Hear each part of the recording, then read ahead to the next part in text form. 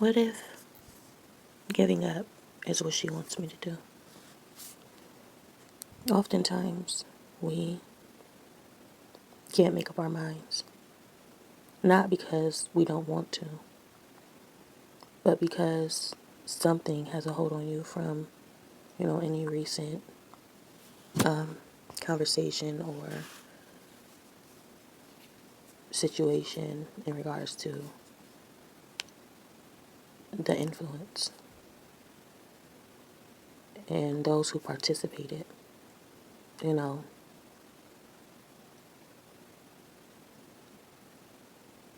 I want to continue living my life and continue on with these new experiences, you know, with these in these new places, with these new people.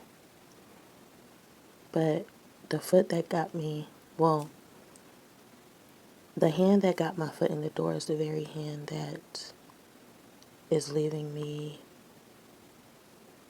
feeling uncertain about the journey anymore.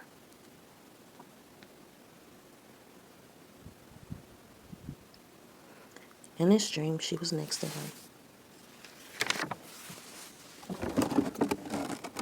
faithfully. I was only around because I was asked to be by him. I Eventually she got her things and she got up and she left.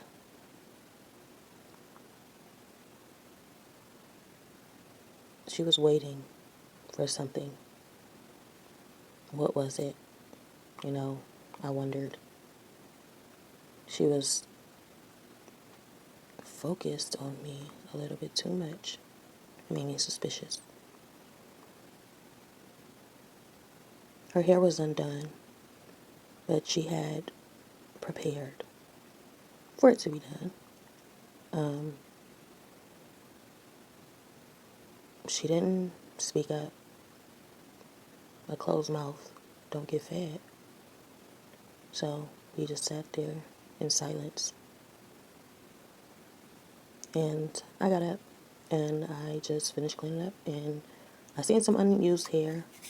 Obviously, I stored that up, didn't want it to go to waste. She got up, she left. I don't know if I said that already.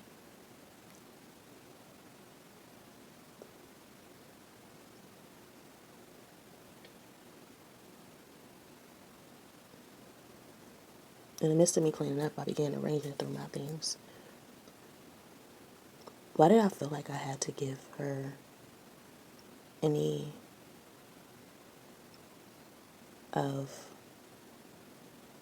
unused items I had? Did I feel guilty? Was the unused hair that I picked up, was it hers? Did she want it? I questioned. I continued doing what I was doing. There was a knock at my door. I answered the door and she was standing there. She asked, did I want anything? I don't remember my response, but I'm thinking I said no, knowing me. So I dismissed her and I closed the door. But in the midst of me closing the door, I seen somebody with her.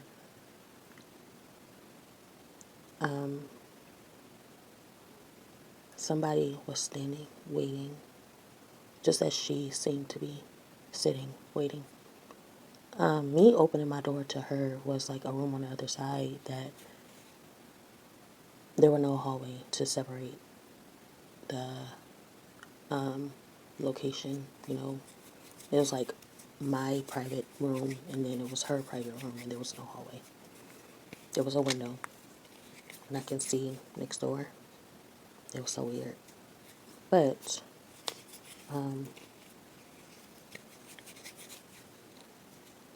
I was being indecisive at the time. I was about to give her some of my hair, like the wigs and stuff that I didn't use, but something stopped me. And I thought, maybe this woman nearby, it seems as though she's trying to control the situation. What if I give her the wigs and it's what she wanted all the while? So I didn't give them to her.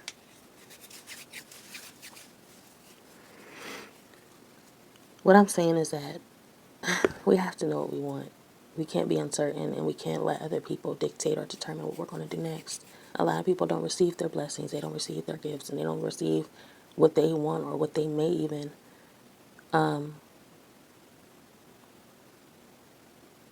deserve, because it's the ones that's next to us.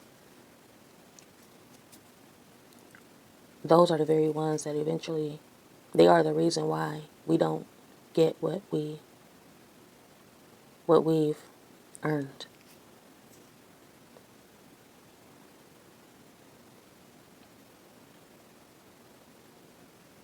They stand in the way. What you want, she may have wanted that hair. She couldn't speak up about it though. So her environment, her social circle spoke for her.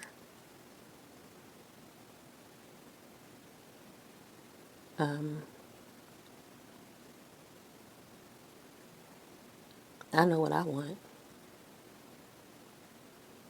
but I don't want my social circle or my environment speaking out for me, preventing me from going and getting what I want. There's the goer and there's the sitter. You can sit and you can allow this to happen. And this could be a new opportunity. This could be a new way of taking a new approach, because usually when I want something, I go and I get up and I do it regardless of how anyone feels about it. But in this dream, I was given a new approach. Maybe try this instead. Even though we feel as though we're right and we feel as though we got it all figured out and we know how to approach the situation and how to, you know, get it done, or how to speak up for ourselves. We know how to express ourselves to the way where eventually we're understood to the point of getting our point across. And you have no problem with getting what you want because you know how to express yourself in that way. This new approach that I'm seeing is that maybe sitting around and allowing your environment to speak up for you. You know, this woman, she didn't say what she wanted, she just sat there, but she made me wonder, you know, do you want this or not? A closed mouth don't get fed. Maybe what she wanted was my mind in that moment and she got it. So sometimes what seems obvious isn't so obvious.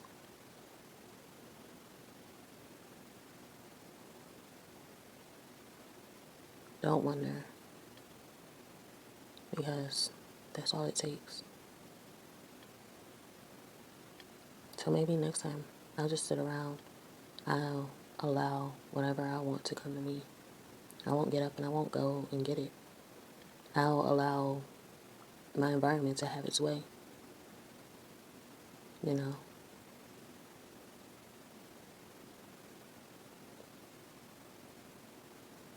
I'll be less expressive. I'll be less of me, even though I know that is this is the right way of thinking. This is how we have learned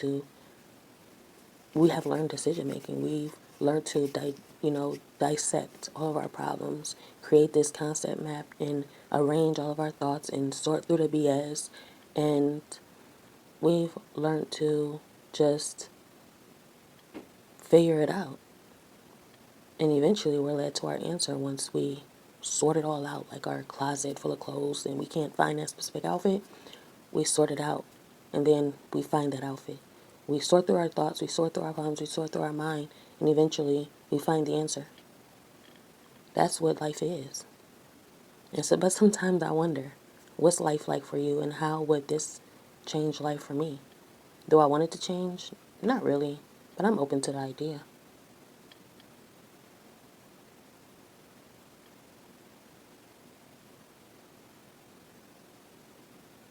maybe I'll sit in my indecisive state of mind and, but not really, because I'm not indecisive. So maybe I'll just sit knowing what I want, but I won't speak up about it. And I'll be consumed by that fire. I'll be consumed by those emotions. I'll be consumed by whatever is troubling me, because I want what I want. I choose not to speak up about it. Maybe this is how life is supposed to be. But again, it's that conditioned mind where we feel like, or we feel as though we have to self-organize our thoughts to get our point across. Maybe this wasn't meant to be. Maybe we were meant to sit and wonder and ponder.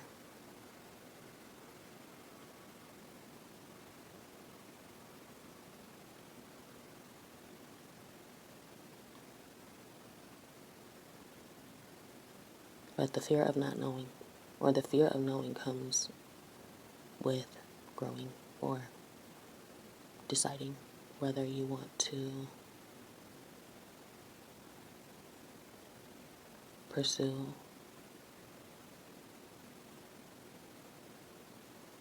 that new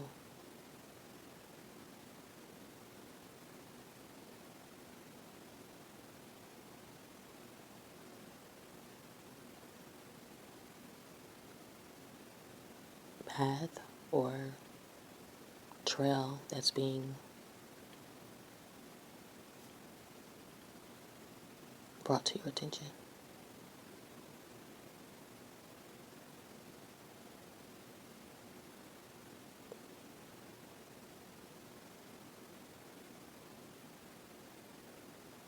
I laughed with them when I said, I guess I can't hold water.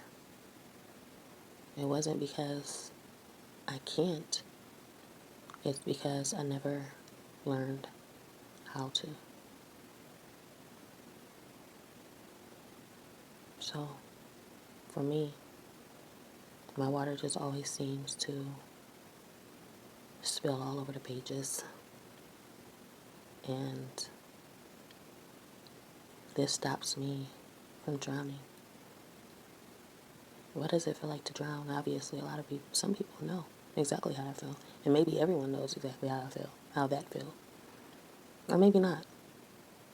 But those who know how it feels to drown, is not afraid to drown, was born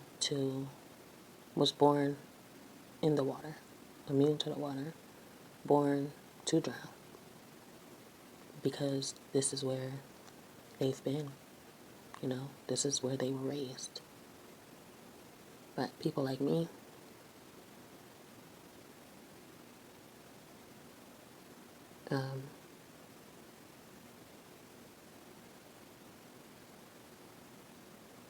I just can't seem to. Well, I guess. Well, yeah. People like me, it's just, if it spills, it spills. I'd rather it be that way. So we are all different. We are not the same. Some people can breathe in water, can breathe in those drowning waters, and some people can't. Some people come up coughing and, in need of CPR, in need of rescuing, because they've been under for too long, but they wanted to be down there for as long as you have.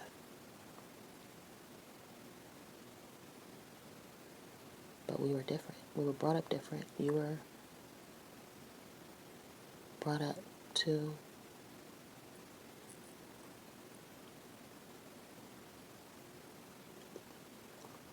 endure those troubling waters.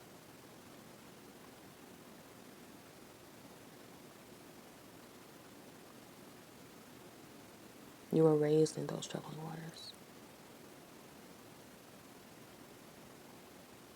But I always come up coughing and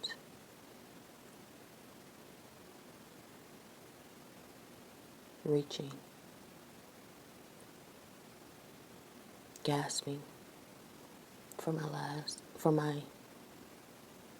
breath.